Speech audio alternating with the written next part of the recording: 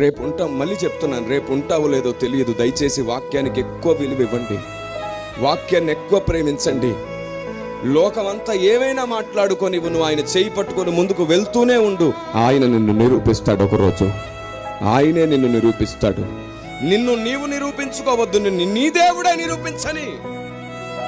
యోసేపును నిరూపించినట్లు, దానియేలును నిరూపించినట్లు నిరూపించని. షద్రకు మేషకు అబేద్నెగోలను నిరూపించినట్లు నిరూపించని. నువ్వు వాక్యాన్ని వెంబడించు, ఆశీర్వాదాలను కాదు. నువ్వు దేవుని చిత్తాన్ని వెంబడించు, నీ కోరికలు మొక్కులను కాదు. అవి నెరవేరినా నెరవేరకపోయినా నీవు మాత్రం ఆయన చేయి పట్టుకొని నడవడం నేర్చుకో. దేవునికి స్తోత్రం కలుగునుగాక, దేవునికి మహిమ కలుగునుగాక. నేను అభిషేకానికి కృపావరములకు వ్యతిరేకిని కాదు. మీరు ఇంతకుముందు వీడియో చూశారు. మేము దేవుని ఆత్మ చేత, దేవుని వరముల చేత నింపబడి బలమైన ఎన్నో అద్భుతాలు, ఆశ్చర్యాలు నిరంతరంగా జరుగుతూనే ఉంటాయి మా జీవితాల్లో. ప్రతిరోజు ఒక లాభాన్ని, ఒక మేలును, ఒక అద్భుతాన్ని అనుభవించేవారు ఉంటూనే ఉంటారు. కానీ వాటిని ఎప్పుడు మేము సమాజానికి చూపించలేదు. కారణం ఏమిటంటే సమాజం దేవుని జ్ఞానానికి దూరం అయిపోయింది. సంఘం దేవుని గ్రంథానికి దూరంగా ఉంది, దేవుని శక్తికి దగ్గరగా ఉంది. మనం దేవుని శక్తిని ప్రేమించినంతగా దేవుని జ్ఞానాన్ని ప్రేమించలేకపోతున్నాం. ఈ కారణం చేత మా జీవితాల్లో జరుగుతున్న అనేక అద్భుతాలను సమాజానికి చూపించడానికి మానేశాం. మేము దేవుని జ్ఞానాన్ని, దేవుని హృదయాన్ని మాత్రమే సంఘానికి చూపించడం అలవాటు చేసుకున్నాం. అవును, నేను చెప్పింది నిజమే. ఈనాటి సంఘం బైబిల్కి చాలా దూరంగా ఉంది.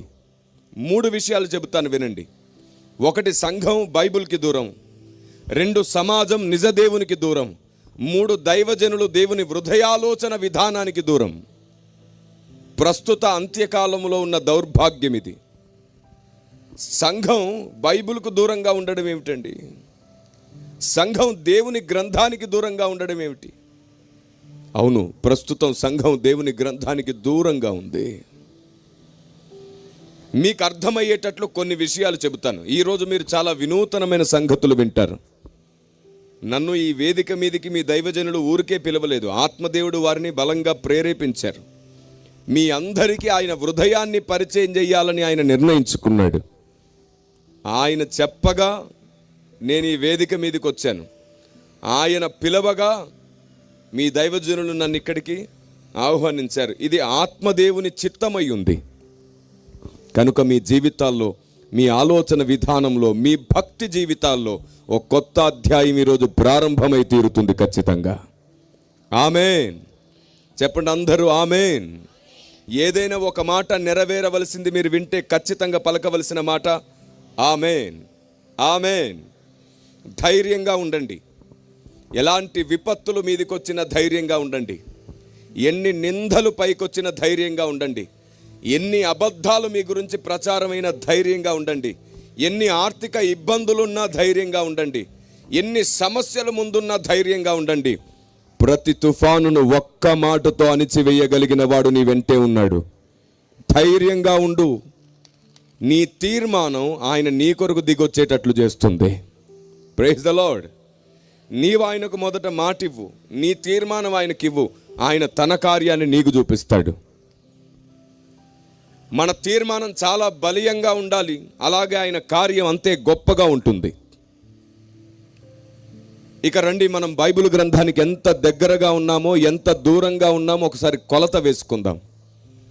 నాకు తెలిసి నేను ఒక ప్రశ్న అడుగుతాను, ఇక్కడ అందరూ చెప్పేస్తారు. సండే స్కూల్ పిల్లలు కూడా వెంటనే చెప్పేస్తారు.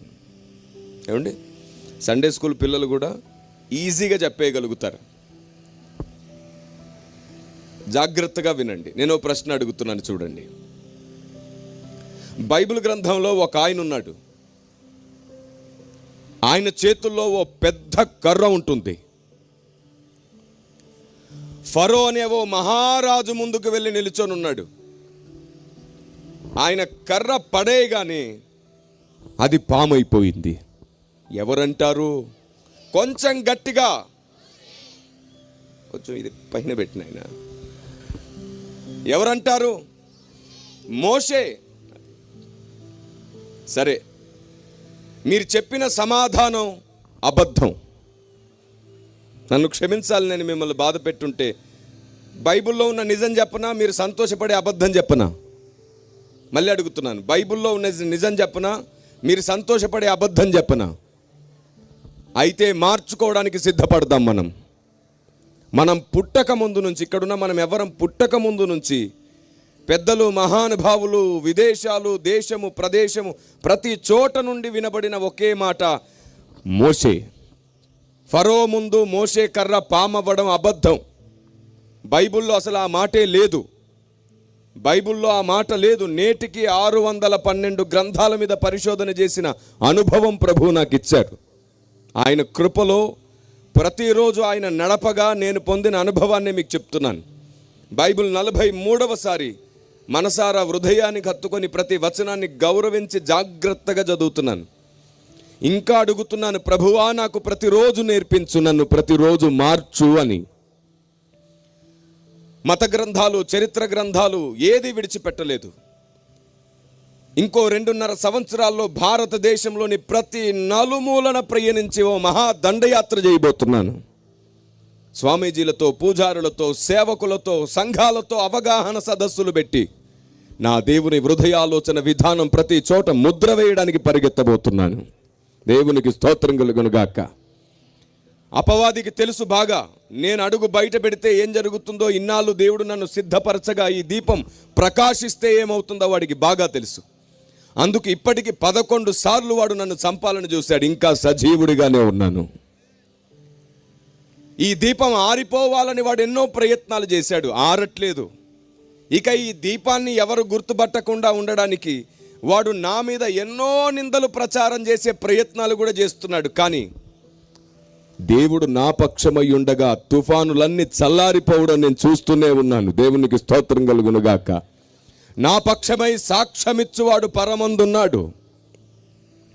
నా మాట ఎవరు నమ్మకుండా చేయాలని, నేను చేయబోతున్న ఈ సువార్త వలన అనేక ఆత్మలు రక్షించబడతారు కాబట్టి పొరపాటుగా ఇతన్ని ఎవరు గుర్తించకూడదని వాడు ఎన్నో ప్రయత్నాలు చేశాడు.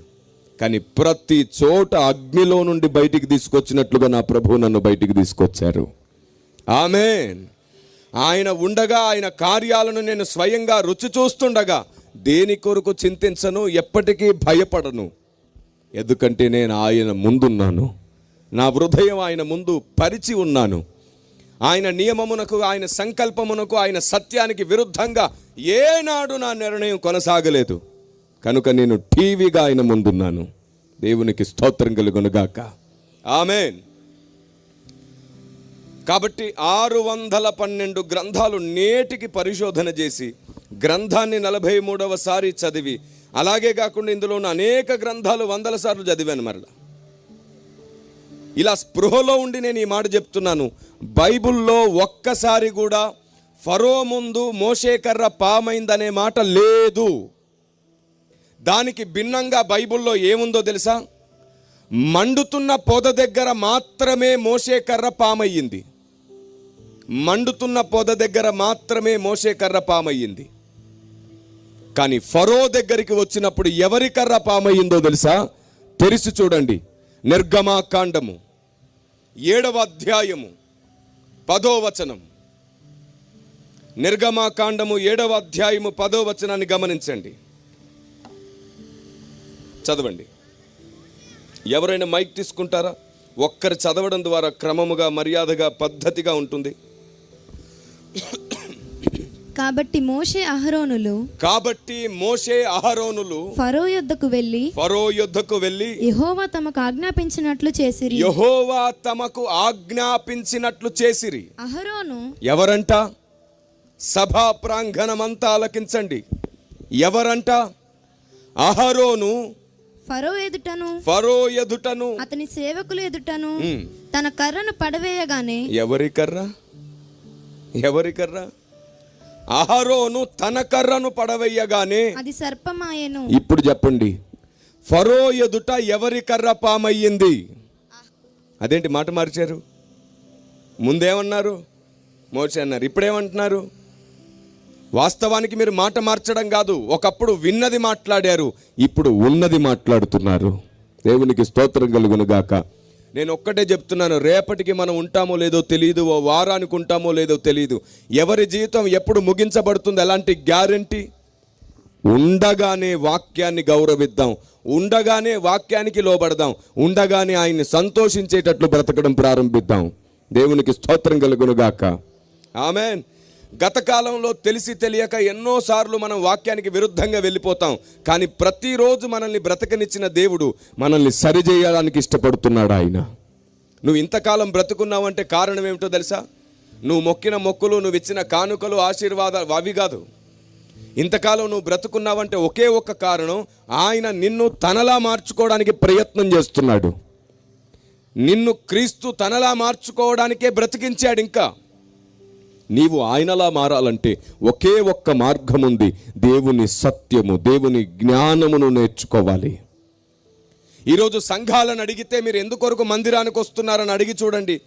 నా 19 సంవత్సరాల సేవా అనుభవంలో అనేక రాష్ట్రాలు, అనేక దేశాలు, అనేక ప్రాంతాల్లో నేను ఈ మాట అడుగుతూనే ఉన్నాను. అందరూ సహజంగా చెప్పిన మాట ఒక్కటే, మేము ఆశీర్వాదాలు, దీవెనల కొరకు, మా పిల్లల్ని దేవుడు కాపాడుతాడని మేము మందిరానికి వచ్చాము అని అన్నారు. నేను అంటాను, మీరు మందిరానికి ఆశీర్వాదాలు, దీవెనల కొరకు వెళ్ళడం మానేసేయండి. ఆశీర్వాదాలు, దీవెనల కొరకు మనం రక్షింపబడ్డ కొత్తలో వచ్చేవాళ్ళం. ఎందుకంటే రక్షింపబడ్డ కొత్తలో మనకు ఏమీ తెలియదు. మనకు విడుదల కావాలి, స్వస్థత కావాలి, కోరిన కోరిక నెరవేరాలి, దేవుడు దగ్గరుండడం కావాలి. కానీ రక్షించబడ్డ 4-5 సంవత్సరాల తర్వాత మనకు విశ్వాసం అంటే ఏమిటో, భక్తి అంటే ఏమిటో, గ్రంథం అంటే ఏమిటో, దేవుడు అంటే ఏమిటో తెలిసిపోతుంది. ఆ తర్వాత కూడా మీరు ఆశీర్వాదాలు, దీవెనల కోసమే వస్తే సాతాను మిమ్మల్ని మోసం చేస్తాడు. అప్పుడు మీరు బుద్ధి లేని సంఘం అయిపోతారు. మరి ఎందుకొరకు రావాలి మందిరానికి?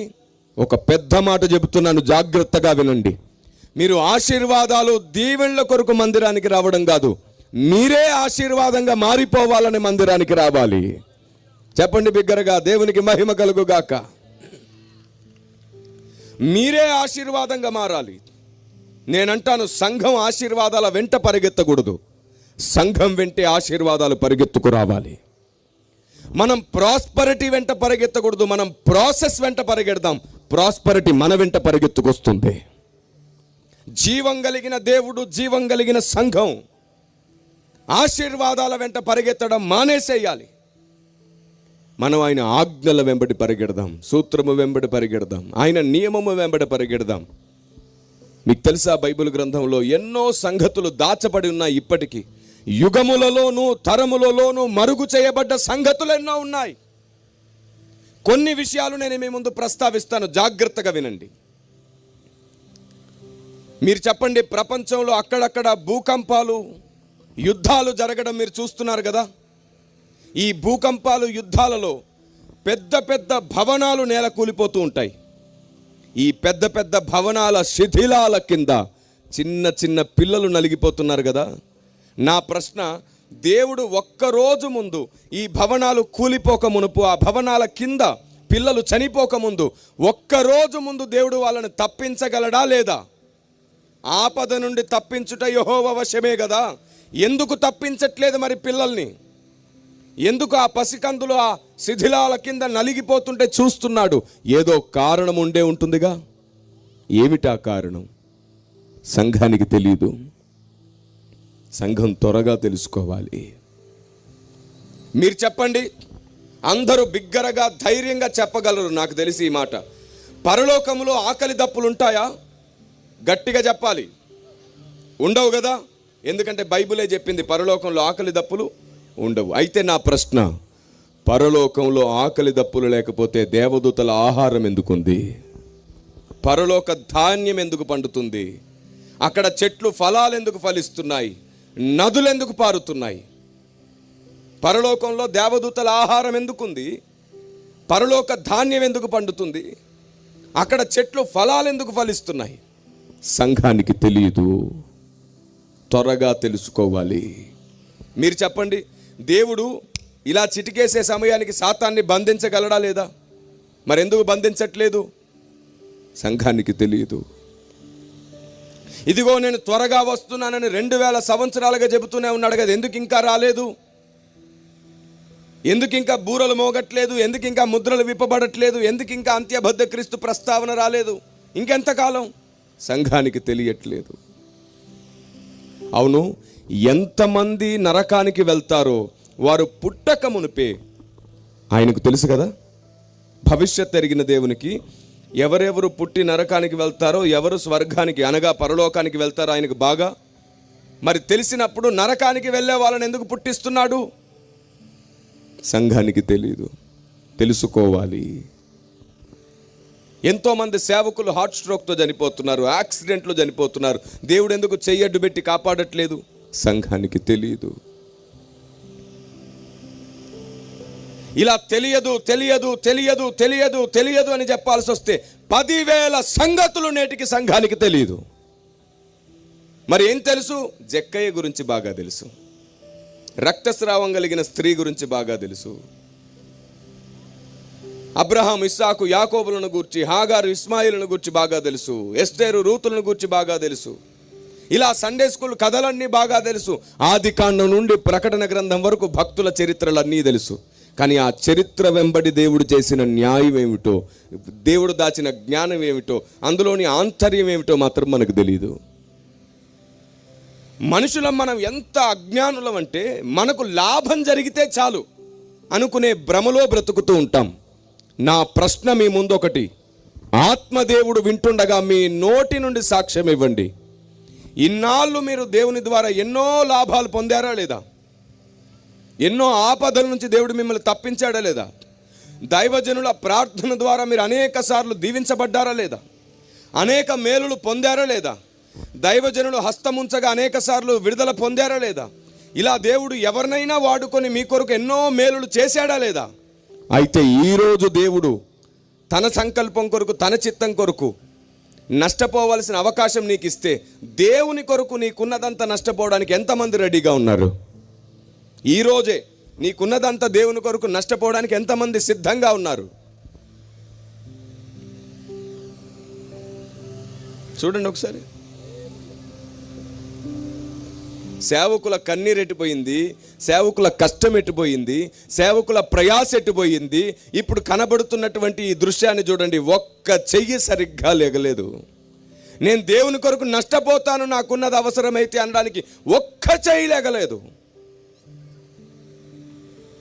ఇన్నాళ్ళ కష్టం ఎట్టిపోయింది, మరి ఇన్నాళ్ళ విశ్వాసం ఎట్టిపోయింది, ఇన్నాళ్ళ ప్రార్థన ఎట్టిపోయింది. అంటే జీవం కలిగిన సంఘం ఇంకా జీవం పొందలేదా? లేదా సంఘానికి ఇంకా వాక్యం అర్థం కాలేదా? లేదా దేవుడు అర్థం కాలేదా? పోనీ మీకెవరికి దేవుడు అంటే ప్రాణంగా ప్రేమ లేదా? నాకు తెలిసి ఇక్కడున్న మీ అందరికీ దేవుడు అంటే పిచ్చి ప్రేమ. దేవుని కొరకు దేన్నైనా పోగొట్టుకునే అంత ప్రేమ మీలో ఉంది. కానీ పోగొట్టుకుంటావంటే మాత్రం చెయ్యెత్తలేకపోయావు. ఈరోజు నేను ఇప్పుడు నిరూపిస్తాను, మీలో వాస్తవానికి దేవుడు అంటే చాలా ప్రేమ ఉంది, ప్రాణంగా దేవుణ్ణి ప్రేమిస్తారు. దేవుని కొరకు దేన్నైనా పోగొట్టుకునే అంత ప్రేమ మీలో ఉంది. ఏంటి సార్, ఇప్పుడు నువ్వు చెయ్యెత్తమంటేనే ఎత్తలేదు మేము, మా మీద అలాంటి నమ్మకం పెట్టుకున్నావేమిటి? దేవుని కొరకు నష్టపోతారా అంటే చెయ్యెత్తలేకపోయాం భయపడి.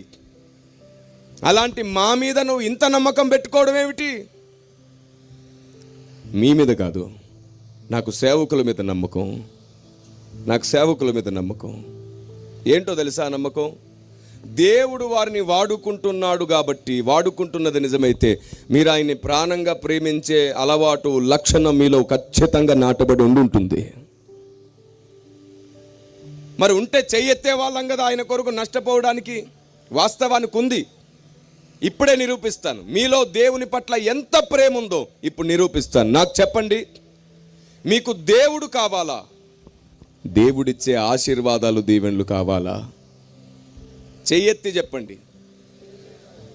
దేవుడు కావాలా? దేవుడిచ్చే ఆశీర్వాదాలు కావాలా?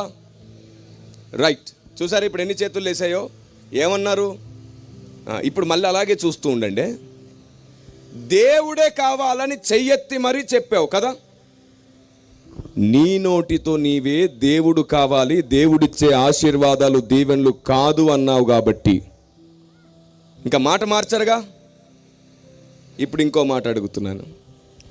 దేవుడు కావాలి, దేవుడిచ్చే ఆశీర్వాదాలు దీవెనలు కాదు అని నీవే అన్నావు కాబట్టి ఈ రోజు నుండి ఇన్నాళ్ళ వరకు నువ్వు అడిగిన ఆశీర్వాదాలు, దీవెనలు, కోరిన మొక్కులు, కోరికలు, స్థలాలు, ఇల్లు, పొలాలు, పెళ్ళిళ్ళు, గర్భఫలాలు, ప్రమోషన్లు, ఉద్యోగాలు ఏమేమి అడిగావో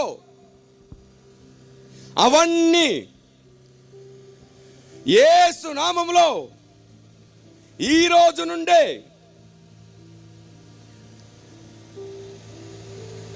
నెరవేరకపోయినా పర్వాలేదు గాక. బే ఎక్కడో 2-3 ఆమెనన్నారా? వాళ్ళ పరిస్థితి ఎలా ఉందో చెప్పనా? అన్ని పోయినట్టున్నాయి. మాతో ఆమెననిపించేశాడు. ఆమెనడానికి భయపడ్డ వాళ్ళ ఇన్నర్ ఫీలింగ్ ఏంటో చెప్పనా? ఈ పూట పొరపాటుకు వచ్చినట్టున్నాం మనం, రేపు రావాల్సింది. మా నోటి నుండే ఆమెనని పలికిస్తున్నాడు. భయపడిన వారులారా, మీకు ఇంకొక మాట, నేను ఇంకొక మాట పలకలేదు, అది కూడా వినేసి అప్పుడు భయపడండి. ఆమెనని చింతపడుతున్న వారులారా, ఆ మాట విని అప్పుడు సంతోషించండి. మీ నోటితో మీరే మాకు దేవుడు కావాలి, దేవుడిచ్చే ఆశీర్వాదాలు దీవెనలు కాదు అని అన్నారా లేదా? అదే నిజమైతే ఇన్నాళ్ళు మీరు అడిగిన ఆశీర్వాదాలు, దీవెనలు, మొక్కులు, కోరికలు ఏమేమైతే ఉన్నాయో అవన్నీ యేసు నామములో ఇప్పటి నుండి నెరవేరకపోయినా పర్వాలేదు, కానీ ఈ నిమిషము నుండే దేవుడు మీ అందరి పక్కనుండుగాక. ఆమేన్. ఏంటి ఇంత ధైర్యం వచ్చింది? అప్పుడు లేని ధైర్యం ఇప్పుడు ఎందుకు వచ్చింది తెలుసా? మీ మనస్సు ఏం చెబుతుందో తెలుసా? అయ్యా, నా ప్రాణప్రియుడైన దేవుడు నేను అడిగింది ఇవ్వకపోయినా పర్లేదు, కానీ ఆయన నా పక్కనుంటే చాలు అనే కోరిక మీలో ఉంది. ఎంత ప్రేమిస్తున్నారు మీరు దేవుణ్ణి! మీలో ఎంత ప్రేమ ఉందో చూడండి దేవుని పట్ల. ఇది ఈరోజు సేవకులు సాధించిన విజయం ఏదైనా ఉంది అంటే దేవుణ్ణి ప్రాణంగా ప్రేమించడం నేర్పించగలిగారు. దేవునికి స్తోత్రం కలుగును గాక. ఆమేన్. మీ కష్టం ఫలిస్తుంది, కానీ సర్వసత్యం సంఘంలో ఉంటే అది జీవం పొందుతుంది. ఆమేన్. చూసారా? అన్ని పోయినా పర్వాలేదు, కానీ ఎవరు పక్కన ఉండాలి? ఆయన పక్కనుంటే చాలు, నా ప్రభువు నా పక్కనుంటే చాలు అనే అంత ప్రేమ నీకుంది. చూసావు? దేవుని కొరకు నష్టపోవడానికి ఇష్టపడేవాడే నిజమైన క్రైస్తవుడు. పౌలు అంటారు, క్రీస్తు నిమిత్తం నేను సమస్తాన్ని నష్టంగా ఎంచుకుంటాను, పెంటగా ఎంచుకుంటాను అన్నాడు. క్రీస్తు నుండి లాభము పొందడమే కాదు, దేవుని నుండి లాభపడ్డమే కాదు, అవసరమైతే దేవుని కొరకు అన్నీ నష్టపోగలగడానికి ఇష్టపడేవాడే నిజమైన సేవకుడు, నిజమైన సంఘము, నిజమైన క్రైస్తవుడు. ఆమేన్. ఓ మాట అంటాను చూడండి, దేవుని నుండి లాభపడ్డమే కాదు, దేవుని కొరకు నష్టపోవడానికి ఇష్టపడేవాడు నిజమైన కుమారుడు అవుతాడు, నిజమైన వారసుడు అవుతాడు. దేవునికి స్తోత్రం కలుగును గాక. చాలాసార్లు దేవుడు నువ్వు అడిగింది ఇవ్వడు. సంఘమా విను జాగ్రత్తగా. చాలాసార్లు నువ్వు అడిగింది దొరకలేదని, నువ్వు కోరుకుంది దొరకలేదని బాధపడుతూ ఉంటావు కదా. చాలాసార్లు దేవుడు నువ్వు అడిగింది ఇవ్వకపోవచ్చు. ఎందుకంటే దేవుడు అడిగినవన్నీ ఇవ్వడు, అది అబద్ధం. దేవుడు అడిగినవన్నీ ఇవ్వడు. నాకు తెలియక నా సేవా ప్రారంభంలో అడిగినవన్నీ ఇచ్చేవాడు నా యేసుడని ఓ పాట రాసుకున్నాను, తప్పైపోయింది. తర్వాత ఆత్మదేవుడు గద్దించాడు నన్ను, బాబు నేను అడిగినవన్నీ ఎలా ఇస్తాను, నువ్వు ఎలా పాట రాసావు, నువ్వు ఎలా బోధ చేసావని. నా ప్రార్థనా గదిలో నా గుండె మండిపోయింది. వెంటనే సంఘం ముందు నేను ఆ పాటను ఉపసంహరించుకున్నాను, మార్చాను ఆ పాటను. అడిగినవన్నీ దేవుడు ఇవ్వడు. ఇప్పుడు మీరు అంటారేమో, అడుగుడి మీకు ఇవ్వబడునని ఉంది కదా సార్. నేనేమంటానంటే, అడుగుడి మీకు ఇవ్వబడునని మాత్రమే ఉంది, అడిగినవన్నీ మీకు ఇవ్వబడుననే మాట బైబిల్లో లేదు. పైపెచ్చు మీరు మీ సుఖభోగముల నిమిత్తం అడుగుతున్నారు గనక మీకేమీ కలుగుటలేదు. అడిగితే అడగండి, కానీ నా చిత్తానుసారముగా అడిగితే మీకు అన్నీ ఇస్తానన్నాడు ఆయన. స్తుతి కలుగునుగాక. ఆయన చిత్తానుసారముగా అడిగితే. ఇప్పుడు చప్పట్లు కొట్టి స్తుతించేటప్పుడు నేనేం చేయమన్నాను?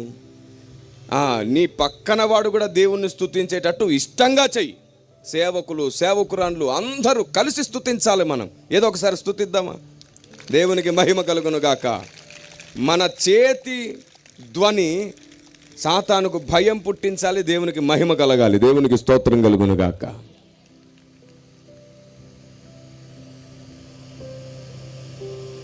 ఏం చెప్తున్నాను నేను? ఇంతకు మునుపు ఏం చెప్పాను? Very good. మనం అడిగినవన్నీ దేవుడు ఇవ్వడానికి ఇష్టపడట్లేదు అంటే అర్థం ఏమిటంటే ఆయనకి ఇవ్వడం ఇష్టం లేక కాదు. నువ్వు సుఖభోగముల నిమిత్తం అడిగేవన్నీ ఇవ్వడు. ఆయన చిత్తానుసారముగా నువ్వు ఏది అడిగినా ఇచ్చేస్తాడు. రెండో మాట, నీకు అవసరంగా ఉన్నదేదో నువ్వు అడక్కపోయినా ఇస్తానే ఉంటాడు ఆయన. ఆమేన్. నీకు అవసరమైనది నువ్వు అడగనక్కరలేదు, ఆయనే ఇస్తాడు. నువ్వు ఆయన చిత్తం ఏమిటో తెలుసుకొని దాన్ని నెరవేర్చే పనిలో ఉండు. నీకేమి ఇవ్వాలో, ఏమిస్తే నీ జీవితం సార్థకమవుతుందో ఆయనే చూసుకుంటాడు. దేవునికి మహిమ కలుగును గాక. ఆమేన్. మనం ఆయన చిత్తానికి విరుద్ధమైన ఎన్నో అడుగుతాం. మొన్న ఎగ్జామ్స్ రాశారుగా, మార్చ్ ఏప్రిల్లో. ఏం అడిగాం? మార్కులు కావాలి, మామూలు ర్యాంకులు కాదు, స్టేట్ ర్యాంకులు రావాలి. ప్రభువా, మార్కులు వాటికి అవే వచ్చేయాలి పేపర్లోకి. మేము పెన్నులకు ప్రార్థన చేస్తాం, ప్యాడ్లకు ప్రార్థన చేస్తాం. ప్రభువా, ఎగ్జామ్ పేపర్ మీద ప్రైజ్ ద లార్డ్, దేవునికి స్తుతి కలుగునుగాక, మహిమ కలుగునుగాక అని రాస్తాం. మార్కులు అవే వచ్చేయాలి. ప్రభువా, ఎట్లా వస్తాయి? అయినా వస్తాయా? నువ్వు పెన్నుకు ప్రార్థన చేస్తే, ప్యాడ్కు ప్రార్థన చేస్తే, పేపర్ మీద ఏదో ఒక మాట రాసేస్తే మార్కులు వస్తాయా? రావు. అసలు మార్కుల కోసం ప్రార్థన చేయడమే తప్పు అన్నాడు పరిశుద్ధాత్మ దేవుడు. మీరు చెప్పండి, ఒక ఇద్దరు ఉన్నారు, ఒకడు 2 గంటలు ఏడుస్తున్నాడు, మార్కులు కావాలి దేవుడా, మార్కులు కావాలని ఏడుస్తున్నాడు. ఇంకోడు 2 గంటలు రాత్రి మగలు కష్టపడి చదివాడు. ఒకడు 2 గంటలు కష్టపడి చదివితే ఇంకొకడేమో 2 గంటలు మార్కుల కోసం ఏడిచాడు. ఎవరికి మార్కులు వస్తాయి? దేవుడు ఎవరికి మార్కులు వచ్చేటట్లు చేస్తాడు? ప్రార్థన చేసిన వాడికా, కష్టపడ్డవాడికా? చూసారా, న్యాయం మీకు కూడా తెలుసు. కష్టపడ్డవాడికే మార్కులు వస్తాయి. మరి 2 గంటలు ఏడిచిన వాడి ఏడుపుకి ఏం సంగతి? ఆ ఏడుపు సంగతి ఏమిటి? దానికి మార్కులు రావు. తలనొప్పి వస్తుంది, మోకాలు నొప్పి వస్తుంది, అంతే. ఎందుకంటే అక్కడ వాడి సుఖభోగమే ఉంది, కానీ దేవుని చిత్తం మీకు చెప్తాను వినండి. మార్కుల కోసం ప్రార్థన చేయడం తప్పు. మీరు ఫెయిల్ అవ్వకుండా ఉండాలంటే 3 కోసం మీరు ప్రార్థన చేయొచ్చు. ఏమిటో చెప్పనా? 1, ప్రభువా నాకు జ్ఞాపక శక్తిని వరముగా ఇవ్వు అని అడగండి. 2, ప్రభువా ఎగ్జామ్స్ టైంలో నాకు ఆరోగ్యం ఇవ్వు, ఎగ్జామ్స్ టైంలో నాకు ధైర్యాన్ని ఇవ్వు అని అడగండి. 3, ప్రభువా ప్రశ్న చూడగానే నేను చదివిన ఆన్సర్ నాకు జ్ఞాపకం చేయి ప్రభువా అని అడగండి. మీరు చెప్పండి, ఈ 3 ఒకరిలో ఉంటే ఫెయిల్ అవుతారా? జ్ఞాపక శక్తి ఉంది, ఆరోగ్యము, ధైర్యం ఉంది, ప్రశ్న చూడగానే జవాబు గుర్తుకొస్తుంది. ఇప్పుడు ఫెయిల్ అయ్యే ప్రసక్తే? అడిగితే ఇలాంటివి అడగండి. ప్రభువా కొరియర్లో మార్కులు వచ్చేయాలా? నిద్ర లేచేలోపు నేను పాస్ అయిపోవాలా? ఏం కోరికలు అవి? ఎక్కడి నుంచి తీసుకొచ్చారు ఆ ప్రార్థన? సాతాను కావాలనే మనల్ని బోల్తా గుట్టిస్తున్నాడు. కావాలనే మన గోతిని మనమే తవ్వుకోవాలనుకుంటున్నాడు వాడు. గుర్తించండి వాడిని, జాగ్రత్తగా గుర్తించండి వాడిని. సాతాను తంత్రములను మనం ఎరగని వారము కాము అన్నారు పౌలు గారు. కానీ ఈనాటి సంఘానికి సాతాను తంత్రమే తెలియదు. ఒక్క మాట అడుగుతాను, నాకు జవాబు చెప్పండి. మీరు ప్రార్థనలో మోకరించారు, మీ ముందు ఓ పెద్ద వెలుగు ప్రత్యక్షమయ్యింది. అందులోంచి ఒక స్వరం మీతో మాట్లాడుతుంది. ఎవరు మాట్లాడుతున్నట్టు ఇప్పుడు మీతో? దేవుడు. Okay, very good. తెలిసింది చెప్పడంలో అసలు భయపడొద్దు. దేవుడు. తర్వాత ఓ వారానికి మరలా ప్రార్థన చేస్తున్నావు. ఈసారి నీ వెనుక ఓ పెద్ద చీకటి ప్రత్యక్షమయ్యింది. అందులోంచి ఒక స్వరం నీతో మాట్లాడుతుంది. ఆ చీకట్లోంచి మాట్లాడేది ఎవరన్నమాట ఇప్పుడు? సాతాను. నిజానికి 2 అబద్ధమే. వెలుగులోంచి మాట్లాడితే దేవుడు కాదు, చీకట్లోంచి మాట్లాడితే సాతాను కాదు. నువ్వు అలా నమ్ముతావు కాబట్టే వాడు చీకట్లోంచి మాట్లాడడం మానేసి ఆ సాతాను ఏం చేస్తున్నాడు ఇప్పుడు వాడు. అది సంగతి. నేను చీకట్లోంచి మాట్లాడిన ప్రతిసారి నన్ను సాతానని గుర్తుపడుతున్నారు, ఇదైతే వర్కౌట్ అయ్యేటట్లు లేదు. నేను వెలుగు దూత వేషం వేసుకొని వెళ్ళి మాట్లాడాలి అనుకున్నాడు వాడు. సాతాను వెలుగు దూత వేషం వేసుకొని వచ్చి మాట్లాడుతున్నాడు. అప్పుడు నువ్వు గుర్తుపట్టగలవా? వెలుగులోంచి మాట్లాడితే దేవుడు అని నమ్ముతున్నావు కదా. సాతాను కూడా వెలుగులోంచే మాట్లాడుతున్నాడు. మీరు చనిపోక ముందు నేర్చుకోవలసిన సంగతులు చాలా ఉన్నాయి. మీకు ఓ విషయం తెలుసా? దేవుడు చీకట్లో కూడా నివాసం చేస్తాడని బైబిల్ చెప్తుంది. వెలుగులోనే కాదంట, చీకట్లో కూడా ఉంటాడు. ఎవరు చెప్పారు బైబిల్లో ఈ మాట? సొలొమోను భక్తుడు అంటాడు, గాఢాంధకారమందు నివాసము చేయువాడనని యెహోవా సెలవిస్తున్నాడు. మీరు చెప్పండి, ఎప్పుడు వెలుగులోనే ఉండే దేవుడు గాఢాంధకారంలో ఎందుకు నివాసం చేయాల్సి వచ్చింది? సంఘానికి తెలియదు. అసలు మనం అంత లోతుకి ఎందుకు వెళ్తాం? అవసరమైతే మరీ లోతుకి వెళ్ళాలంటే లోతు దగ్గరికి, లోతు భార్య దగ్గరికి. భక్తుడైన లోతు స్టోరీ మాట్లాడుకుంటాం కానీ వాక్యపు లోతు గురించిన ప్రస్తావన మనకు అక్కర్లేదు కదా. దీవించబడాలంటే ఏం చేయాలి? ఆశీర్వాదాలు పొందాలంటే ఏం చేయాలి? ఇది విని విని విని విని విని సాతానుకు సహాయంగా మారిపోతున్నాం. నేను అంటున్నాను, కొత్తగా రక్షించబడ్డ విశ్వాసులు 4-5 సంవత్సరాలు అవే వినాలి. కానీ రక్షించబడ్డ 5-6 సంవత్సరాల తర్వాత మూలోపదేశములు మాని సంపూర్ణల మౌటకు సాగిపోవాలి, ఖచ్చితంగా సాగిపోవాలి. ఆమేన్. ఆయనను గూర్చిన జ్ఞానం మనలో లేకపోతే మనకు సంపూర్ణత రాదు. మీరు చెప్పండి, ఈ సమస్త సృష్టిని చేసింది తండ్రి అయిన దేవుడా, కుమారుడైన దేవుడా అంటే మీరు ధైర్యంగా ఏం చెప్తారు? Very good. తండ్రి అయినా చెప్పండి గట్టిగా, దేవుడు. ఇది కూడా అబద్ధమే. ఇది బైబిల్ చెప్పలేదు, ఇది ఒకనాటి పెద్దలు చెప్పారు. ఎందుకంటే ఆదికాండం ప్రారంభంలోనే దేవుడైన యెహోవా, దేవుడైన యెహోవా, దేవుడైన యెహోవా అని ఉంది కాబట్టి మనం తండ్రి అని ఫిక్స్ అయిపోయాం. తెరిచి చూడండి ఒకసారి, ఈ సమస్త సృష్టిని చేసింది ఎవరు? తెరవండి ఒకసారి హెబ్రీయులకు రాసిన పత్రిక 1వ అధ్యాయము 2-3 వచనాలు తెరిచి చూడండి ఒకసారి.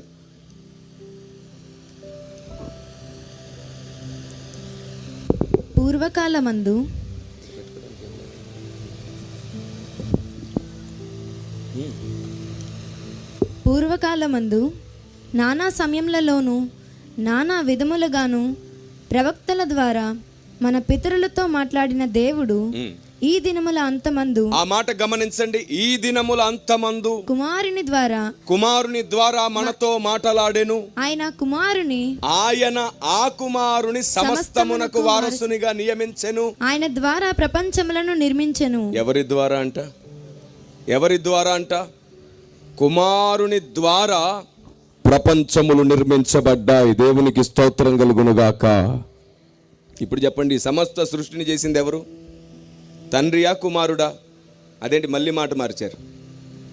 లేదు, మాట మార్చలేదు. ఇప్పటి వరకు అనిపించింది వినిపించిందే చెప్పారు, ఇప్పుడు కనిపించింది మాట్లాడుతున్నారు మీరు. దేవునికి స్తోత్రం కలుగునుగాక. ఆనాడు బెరియా సంఘం అని ఒక సంఘం ఉంది. పౌలు బోధ చేస్తుంటే అతడు చెప్పిన వాళ్ళగున్నవో లేవోనని పరిశీలన చేశారండి. ఆనాటి బెరియా సంఘం పౌలునే పరిశీలిస్తే ఈనాటి తరంలో మేమేపాటి మనుషులం? మీరెందుకని పరిశీలించరు? మీరు ఎప్పుడైతే పరిశీలించడం నేర్చుకుంటారో సేవకుల కన్నీరు నాట్యం అయిపోతుంది. మా బహుమానం పెరుగుతుంది పరలోకంలో. మేమున్నా లేకపోయినా మీరు వాక్యంతోనే ప్రయాణం చేస్తారు. ఆ తర్వాత దేవునికి స్తోత్రం కలుగునుగాక. అపవాది ఇంకెప్పుడు మిమ్మల్ని మోసం చేయడు.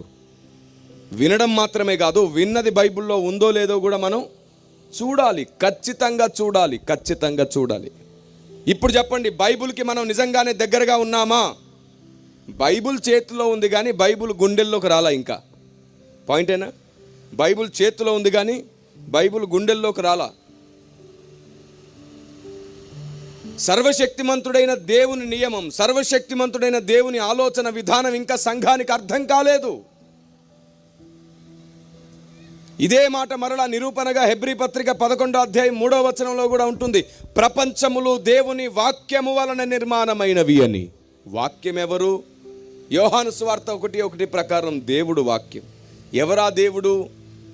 శరీరధారిగా వచ్చిన దేవుడు. యోహాను సువార్త 1:14 ఆయన పేరే నజరేయుడైన యేసు. నజరేయుడైన యేసు. మీకు పెద్ద మాట చెప్తాను. ఇప్పటి వరకు దేవదూతలు కూడా తండ్రిని చూడలేదు. ఏమన్నాను నేను? ఇప్పటి వరకు పరలోకంలో ఉన్న దేవదూతలు కూడా తండ్రిని నేరుగా చూడలేదు. ఇంకో పెద్ద మాట చెప్తున్నాను. ఎందుకంటే వారు తమ రెక్కలను ముఖమునకు అడ్డుగా పెట్టుకొని స్తుతి చేస్తుంటారు. ఆయన నుండి వచ్చే వెలుగునే వారు చూడలేరు. వెలుగులో ఉన్న ఆయన ఎలా చూస్తారు?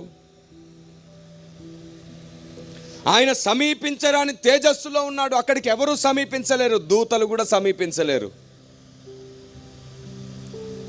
వారు తండ్రిని చూడలేదు, కుమారుణ్ణే చూస్తారు వారు. ఈ మాట సాక్షాత్తు కుమారుడే మాట్లాడతారు. చూడండి యోహాను సువార్త 1వ అధ్యాయము. యోహాను సువార్త 1వ అధ్యాయము 17వ వచనం చూడండి. ధర్మశాస్త్రము చదవండి 18వ వచనం చదవండి. ఎవడును ఎప్పుడైనను దేవుని చూడలేదు. తండ్రి రొమ్మున ఉన్న అద్వితీయ కుమారుడే ఆయనను బయలుపరచెను. అంటే అందరూ చూసింది ఎవరిని? కుమారుడినే చూశారు. తండ్రిని చూసి బ్రతికేంత శక్తి అటు దేవదూతలకు లేదు, ఇటు మనుషులకు లేదు. 5వ అధ్యాయం 37-38 వచనాలు యోహాను సువార్త చూడండి. అక్కడ కూడా ఆధారం ఉంది. అయితే యోహాను సాక్ష్యము కంటే నాకు ఎక్కువైన సాక్ష్యము కలదు. అదేమనినా నేను నెరవేర్చుటకై తండ్రి ఏ క్రియలను నాకు ఇచ్చి ఉన్నాడు. 37-38 చదివేసిండి అమ్మా. మరియు నన్ను పంపిన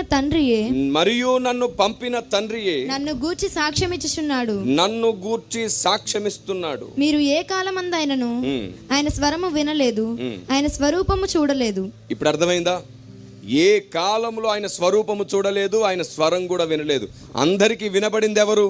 వాక్కు అయిన దేవుడు. అందరికీ కనబడింది ఎవరు? వాక్కు అయిన దేవుడు. మోషేకు కూడా కనబడింది ఎవరు? ముఖాముఖిగా వాక్కు అయిన దేవుడు. దేవునికి స్తోత్రం కలుగును గాక. అందుకే చూడండి, మోషే ముఖాముఖిగా ఆయనను చూసెను, మాటలాడననే మాట కనబడింది. కానీ వెంటనే అదే అధ్యాయపు కిందికి వస్తే అంటాడు, మోషే నువ్వు నన్ను చూసి బ్రతుకలేవు. మరి ఇప్పటి వరకు చూసింది ఎవరిని? క్రీస్తునే.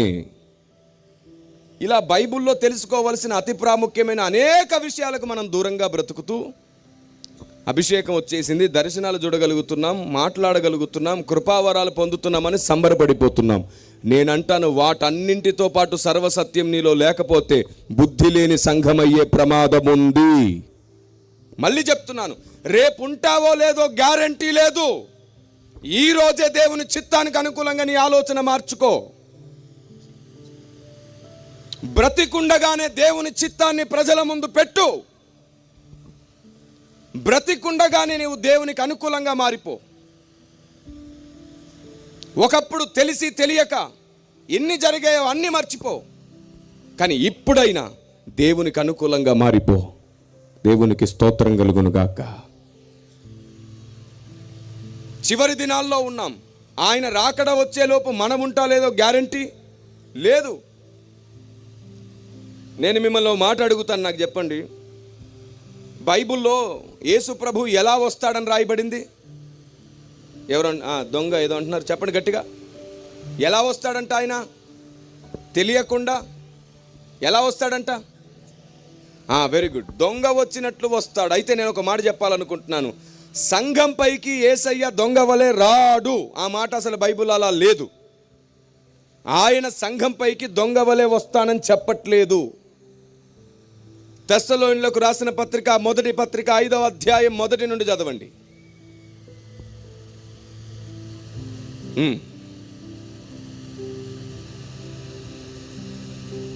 సహోదరులారా, ఆ కాలములను గూర్చియు ఆ సమయములను గూర్చియు మీకు వ్రాయనక్కరలేదు.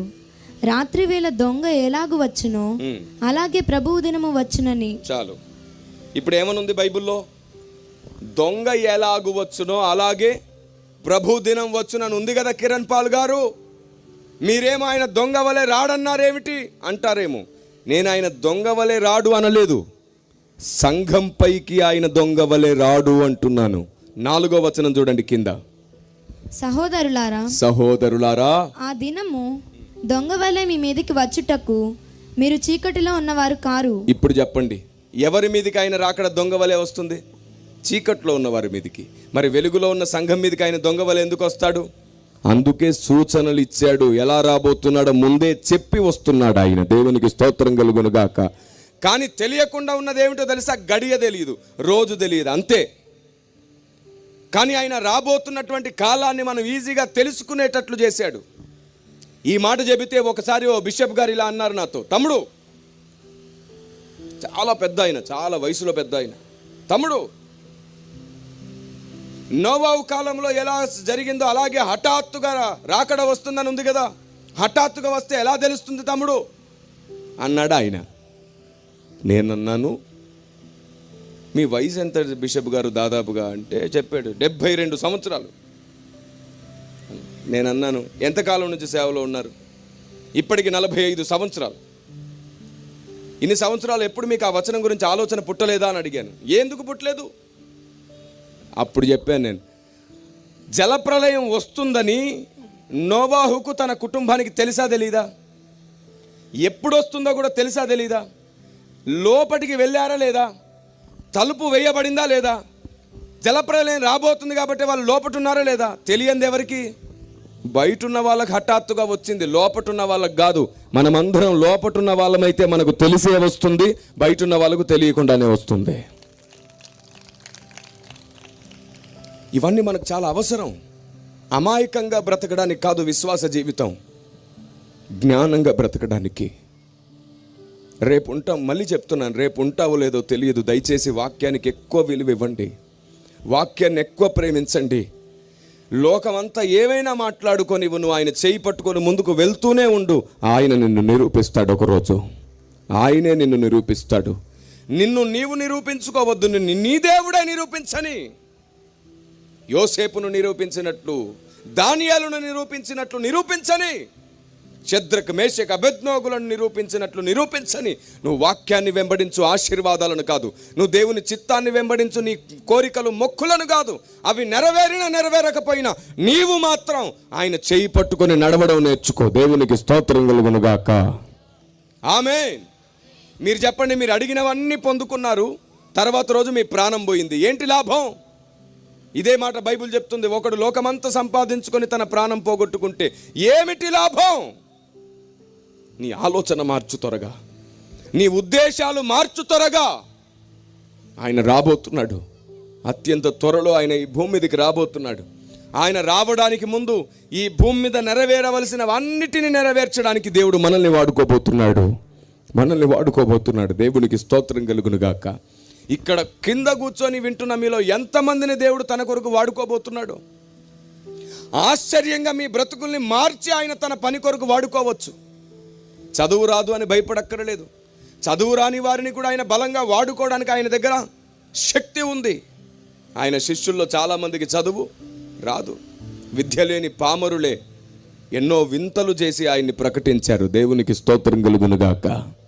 నీ ప్రార్థనా గదిలోనికి దేవుడు ప్రతిరోజు రావాలి. ప్రతిరోజు నీ ప్రార్థనా గదిలోనికి దేవుడు రావాలి. అడగకుండా ఆయన నీ ప్రార్థనా గదిలోనికి రావాలి, కానీ అడగకుండా ప్రార్థనా గదిలోంచి వెళ్ళిపోకూడదు. ఆయన బిడ్డ ఇంకేమైనా మాట్లాడతావా, వెళ్ళమంటావా అని అడిగే అంత దగ్గరి బంధాన్ని మనం కలిగి ఉందుముగాక. దేవునికి స్తోత్రం కలుగునుగాక. Praise the lord. ఇప్పటి వరకు మీ ఆత్మీయ క్షేమాభివృద్ధి గురించి మాట్లాడాను. ఇప్పటి వరకు మీరు ఆత్మలో బలం పొందడం గురించి మాట్లాడాను. ఇప్పటి వరకు మీరు విశ్వాసంలో స్థిరత్వం పొందడం కొరకు మాట్లాడాను.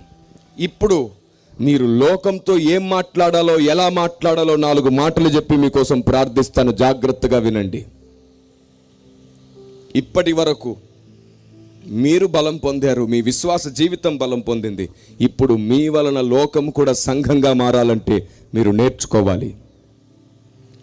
ఎప్పుడైనా మీ బంధువులు, మీ గ్రామం మీతో ఇలా మాట్లాడిందా? ఏవండి, మేము మీ చర్చికి వస్తాం, మీ క్రిస్మస్లకు వస్తాం, మీ పండుగలకు వస్తాం, మీరు ఏది పెట్టినా సరే మేము కళ్ళకద్దుకొని మరి తినేస్తూ ఉంటాం, మరి మేము ప్రేమగా ప్రసాదం పెడితే మీరెందుకు తినరు? అడిగారా? హలో, అడిగారా? మనం ఏం చెప్పామో తెలుసా? మేము ఏకంగా ఆకాశం నుంచి ఊడిపడ్డాం కదండి అన్నట్టుగా చెప్పాం. 3 విషయాలు గట్టిగా మాట్లాడతాం మనం. నేను యేసు ప్రభుని నమ్ముకున్నానండి, అందుకే తినం అని చెప్తాం. అప్పుడు వాళ్ళు ఏమంటారు? మీ దేవుడు మేము ప్రేమగా ఇస్తే తినొద్దన్నాడా? కాబట్టి నీ వల్ల వారు క్రీస్తును ద్వేషిస్తారు.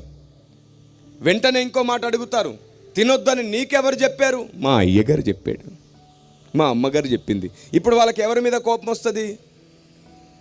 వీళ్ళు చెప్పారు కాబట్టి వీళ్ళు నేర్చుకుని ఇలా తయారయ్యారు, ఈ పాస్టర్ల వల్లే అని చెప్పి వాళ్ళు అనుకుంటున్నారు. అందుకే సేవకులు సువార్తకు వెళ్తే ఎన్నో విపరీతాలు చోటు చేసుకుంటున్నాయి. ఎంత దౌర్భాగ్యమో చూడండి. మళ్ళీ వాళ్ళు అంటారు, ఎక్కడ రాసుందని వాడు చెప్పాడు? మా బైబిల్లో రాసుంది. ఏం చెప్తాం మనం? మా బైబిల్లో రాసుంది.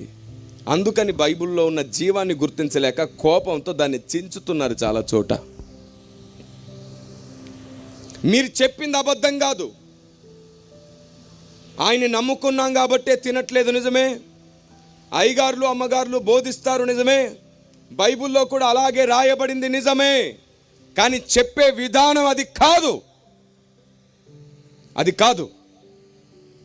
ఈ రోజుకి 14 సంవత్సరాల వెనక్కి వెళ్తే నా జీవితంలో జరిగిన ఒక అద్భుతమైనటువంటి అనుభవాన్ని మీ ముందు పంచుతాను. 14 సంవత్సరాల క్రితం బిజ్జల్వాడి అనే ఓ ప్రాంతానికి నేను సువార్తకు వెళ్ళాను, కర్ణాటకలో. హిందీ కరపత్రం ఒకటి పట్టుకొని వెళ్ళాను, మతం మార్పిడి వద్దు, సత్యదేవుడే కావాలి అని. ఉదయం 9 గంటలకు బయలుదేరి కొన్ని కొండ ప్రాంతాల్లో ఉన్న గ్రామాల్లోకి కాలి నడకన వెళ్ళి సువార్త చేసిన రోజులవి. కరపత్రాలు పంచుకుంటూ సువార్త చేస్తున్నాను, కరపత్రాలు పంచుకుంటూ సువార్త చేస్తున్నాను. 3:30 అవుతుంది మధ్యాహ్నం. ఒక గ్రామంలోకి అడుగుపెట్టాను. ఓ పెద్ద ఆయన పరుగున వచ్చేసి నా కాలర్ పట్టుకున్నాడు గట్టిగా. అప్పుడు నేను చాలా సన్నగా ఉండేవాడిని. ఇలా పట్టుకొని ఇలా లాక్కొచ్చేసి పక్కనే ఓ చెట్టు కింద కూర్చొని ఉన్నారు చాలామంది. ఆ పక్కనే ఓ గుడి కూడా ఉంది, అక్కడి తీసుకొచ్చేసాడు. ఎరా, మా దేశాన్ని బాగా ఉండనివ్వరా? ఆచారాలు మారుస్తారు, సాంప్రదాయాలు మారుస్తారు, మా దేశాన్ని పాడు చేస్తున్నారు, మీరు మతం మారుస్తున్నారు అన్నాడు ఆయన. వినండి జాగ్రత్తగా. నేనేమన్నానంటే, లేదు మేము మతాన్ని మార్చము, ఆచారాలు సాంప్రదాయాలు మార్చము, మాకు బైబిల్ అలాంటి విషయం మీద ఆజ్ఞ ఇవ్వలేదు. ఆచారాలు మార్చమని, మతం మార్చమని, సాంప్రదాయం మార్చమని బైబిల్ చెప్పనే లేదు. మరి చెప్పకుండా ఇవన్నీ ఎలా మారుస్తున్నారు అన్నాడు కోపంగా. అప్పుడు నేను అన్నాను, ఇప్పటి వరకు ఏ మతం ద్వారా కానీ, ఏ రాజకీయ పార్టీ ద్వారా కానీ, ఏ సేవా సంస్థ ద్వారా కానీ, ఏ పోలీస్ వ్యవస్థ ద్వారా కానీ ఇంతవరకు తాగుబోతులు మారలేదు, నరహంతకులు మారలేదు, శాడిస్టులు మారలేదు, పేకాటగాళ్ళు మారలేదు, మంత్రగాళ్ళు మారలేదు. కానీ బైబిల్ పట్టుకొని ఎందరో దొంగలు మారారు, ఎందరో వ్యభిచారులు మారారు, ఎందరో నరహంతకులు మారారు, మంత్రగాళ్ళు మారారు, శాడిస్టు మగుళ్ళు మారారు, పేకాటగాళ్ళు మారారు. బ్రతుకులను మార్చిన గ్రంథం ఇది, మతాన్ని మార్చే గ్రంథం కాదు. ఏ మతంలోనైనా ఉండు, ఏ సాంప్రదాయంలోనైనా ఉండు, కానీ ఈ సమస్త సృష్టిని చేసిన ఒక్కడైన దేవుణ్ణి తెలుసుకో. ఇదే మా సువార్త. ఆ ఒక్కడిని తెలుసుకో, ఆ ఒక్కడిని ప్రేమించు, ఆ ఒక్కనికి నచ్చినట్లే బ్రతకడం అలవాటు చేసుకో. అప్పుడు ఏం మారాలో మారకూడదో నీకే అర్థమైపోతుంది. మేం మారమంటే కోపం, ఆయన్ని ప్రేమించి ఆయనకు నచ్చినట్లు ఉండమంటే కోపమే అక్కర్లేదుగా. ఈ సమస్త సృష్టిని చేసిన దేవునికి అనుకూలంగా బ్రతకడం నేర్చుకో చాలు అనేది మా బోధ, మా సువార్త. దేవునికి స్తోత్రం కలుగునుగాక. ఇదే మాట ఆయనతో చెప్పాను. ఆయన అన్నాడు, సరేలే కానీ మేము ప్రేమతో పెడితే ఏం తినడం చేత కాదు మీకు అన్నాడు. నేనన్నాను, 3:30 అవుతుంది, అప్పటికే ఆకలి అవుతుంది. ఆ పల్లెల్లో ఎక్కడ చూసినా టీ స్టాళ్ళు తప్ప భోజనం హోటళ్ళు లేవు. అందరు ఇంట్లో తినడం అలవాటు అంట వారికి. ఏం చేసేది? అక్కడ అందరూ జొన్న రొట్టెలు తింటూ ఉంటారు చాలామంది. నేనన్నాను, ప్రేమగా ఏదో పెడతానంటున్నావు, నాకు చాలా ఆకలిగా ఉంది, పెట్టు, నువ్వేం పెట్టినా తింటానన్నాను. ఆయన అన్నాడు, నిజంగా నేనేం పెట్టినా తింటావా? తింటానండి, పెట్టమన్నాను. పక్కనే ఉన్న గుడిలోకి పరిగెత్తాడు ఆయన. స్పీడ్గా ఆ గుడిలోకి వెళ్ళిపోయి ఇంత కొబ్బరి ముక్క తీసుకొచ్చేసాడు. అప్పటి వరకు ప్రతి ప్రశ్నకు జవాబు చెప్పిన నేను ఆయన గుడిలోకి వెళ్ళగానే నా నోట్లో తడారిపోయింది. తీసుకొచ్చి నా చేతిలో కొబ్బరి ముక్క పెట్టాడు. నా చేయి గడగడ గడగడ గడగడ గడ వణుకుతుంది. ఆయన అన్నాడు, ఎటు పోయింది? ఇప్పటిదాకా మాట్లాడావు గలగల, ఇప్పుడు మాట్లాడన్నాడు. ఏం మాట్లాడాలి? బైబిల్లో ఏది తినకూడదని ఉందో అది నా చేతుల్లో ఉంది. ఆయనేమో ప్రేమతో ఇచ్చాను తినమంటాడు. ఏ లాజిక్ను బట్టి నేను దాటకూడదు, లేఖనం ఉంది అక్కడ. ఏం చెయ్యాలి? కళ్ళు మూసుకొని ప్రార్థన చేయడం ప్రారంభించా. దీనికి కూడా ప్రార్థన చేస్తావా అని గట్టిగా అరిసాడు. గట్టిగా అరిసాడు. నేను అలాగే పట్టుకొని ప్రార్థన చేశా, ప్రభువా ఏం చెయ్యాలి? ఇప్పుడు నాకు నచ్చింది చేస్తే నువ్వు అపార్థం అవుతావు. సరే, ఆయనకు నచ్చింది చేస్తే నేను లేఖనానికి విరుద్ధం అయిపోతా. నువ్వు అపార్థం అవ్వద్దు, నేను లేఖనానికి విరుద్ధం అవ్వద్దు. ఏం చెయ్యాలో మీరే చెప్పండి ప్రభువా అని అడిగాను.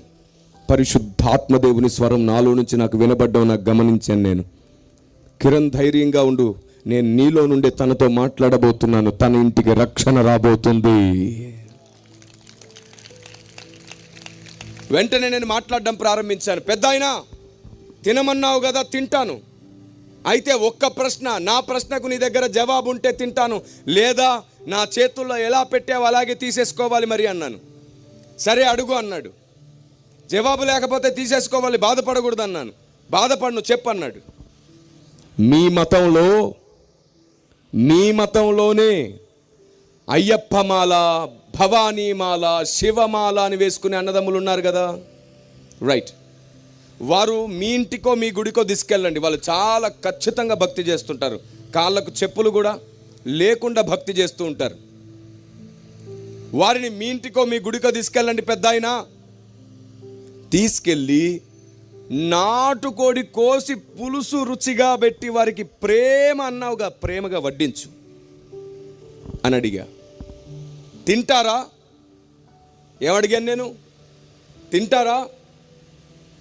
మీ మతంలోనే అయ్యప్పమాల, భవానీమాల, శివమాలలు వేసుకున్న అన్నదమ్ములని మీ ఇంటికి తీసుకెళ్ళి నాటుకోడిని కోసి ప్రేమగా పులుసు వండి పెడితే తింటారా అని అడిగాను.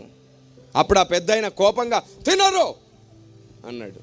నేను అడిగాను, ఎందుకు తినరు అని. భారతదేశంలో పుట్టి ఆ మాత్రం తెలీదా నీకు అని గద్దించాడు. నేను అడిగాను, నాకు తెలుసు, తెలియనిదేమైనా ఉంటే చెబుతారని అడుగుతున్నాను, చెప్పండి అన్నాను. అప్పుడు ఆ పెద్దాయన ఇలా అన్నాడు, ఎవరైనా నిష్టలో ఉంటే, దీక్షలో ఉంటే తినకూడనివి కొన్ని ఉంటాయి. నేనన్నాను, మరి తినకూడని ఎవరైనా పెడితే పెట్టిన వాడికి వాడి పిల్లలకు శాపం. మళ్ళీ నేను అన్నాను, ఒకవేళ తింటే తిన్నవాడి దీక్ష పాడైపోతుంది. అప్పుడు అన్నాను నేను, పెడితేనేమో శాపం వస్తుంది, తింటేనేమో దీక్ష పాడవుతుంది అంటున్నావు. 21 రోజు 41 రోజు దీక్షలో ఉంటేనే, నిష్టలో ఉంటేనే తినకూడనివి కొన్ని ఉంటాయని, పెడితే శాపం వస్తుందని, ఒకవేళ తింటే దీక్ష పాడైపోతుందని అంటున్నావే. మరి క్రైస్తవుడు బాప్తిసం ద్వారా జీవితకాలం నిష్టలో, దీక్షలో బతుకుతున్నాడు. మేము కూడా తినకూడనివి 2 ఉన్నాయి. ఒకటి విగ్రహముల ముందు బలిగా అర్పించింది, 2 నైవేద్యములుగా సమర్పించింది. అది తింటే మా నిష్ట పాడైపోతుంది, మా దీక్ష పాడైపోతుంది. దీక్ష పాడైపోతుంది, నిష్ట పాడైపోతుందనే మీ ప్రసాదం తినట్ల మేము. కానీ మీ ఇంటికి పిలిచి మీ కారంతో భోజనం పెట్టిన సంతోషంగా భోజనం చేస్తాం, మేము సంతోషంగా భోజనం చేస్తాం. ఇది క్రైస్తవ్యం. దేవునికి స్తోత్రం కలుగును గాక. ఇప్పుడు చెప్పండి, బలులు ప్రస్తావనలో, ప్రసాదం ప్రస్తావనలో మనం ఎందుకు ముట్టట్లేదు? మతం మారేమనా? ఆచారాలు సాంప్రదాయాలు మార్చుకున్నామా? లేదు లేదు, మేము నిష్టలో ఉన్నాం. తినకూడనివి 2 ఉన్నాయి, మేము అందుకే తినట్లేదు. అప్పుడు వెంటనే ఆ పెద్ద ఆయన ఏమన్నాడో తెలుసా? సరే నిష్టలో ఉన్నారు కదా అని దగ్గరకు వచ్చేసి నాకు ముందు అన్నాడు, నువ్వు నిష్టలో ఉన్నది నిజమైతే నన్ను క్షమించు. పెద్దలు ఎవరి దీక్షలు పాడు చేయకూడదని మాకు నేర్పించారు, కాబట్టి నీ దీక్ష కూడా నేను పాడు చేయనని కొబ్బరి ముక్క తీసేసుకున్నాడు ఆయన. Praise the lord. తీసేసుకొని ఏమన్నాడు తెలుసా? ఆకలి అవుతుందన్నావు కదా, ఇంటికి వస్తావా, భోజనం పెడతానన్నాడు. పెద్దలు నేర్పించారు ఆకలితో వచ్చిన వాడికి భోజనం పెట్టాలని. అలా పెడితే ఆయనకు పెట్టినట్టే మాధవ సేవే మానవ సేవ అని నమ్మారు మన దేశం. దేవునికి స్తోత్రం కలుగును గాక. Praise the lord. నిజంగా ఆ పెద్ద ఆయన ఇంటికి తీసుకెళ్ళి వేడివేడిగా అన్నం వండి నాకు ఆయన చేతులతో ప్రేమగా వడ్డించి తిన్న తర్వాత వెళ్తుంటే దీక్షలో ఉన్నానన్నావు కదా, నన్ను దీవించుబో అన్నాడు. వాళ్ళ నమ్మకం అది. నేను వెంటనే కళ్ళు మూసుకొని దీవించాను. రక్షణ వస్తుందన్నావు కదా, వచ్చుగాక అని ప్రార్థించాను. 6 నెలల తర్వాత నేను నా చేతులతో ఆయనకు బాప్తిస్మం ఇచ్చాను. దేవునికి స్తోత్రం కలుగును గాక. వాళ్ళ కొడుకు బాప్తిసం తీసుకున్నాడు. మొన్న కరోనాలో చనిపోయాడు పాప మా పెద్ద ఆయన. దేవుని ప్రజ, మనకు నచ్చింది మాట్లాడితే ఆత్మల రక్షణ జరగదు. మనకు నచ్చింది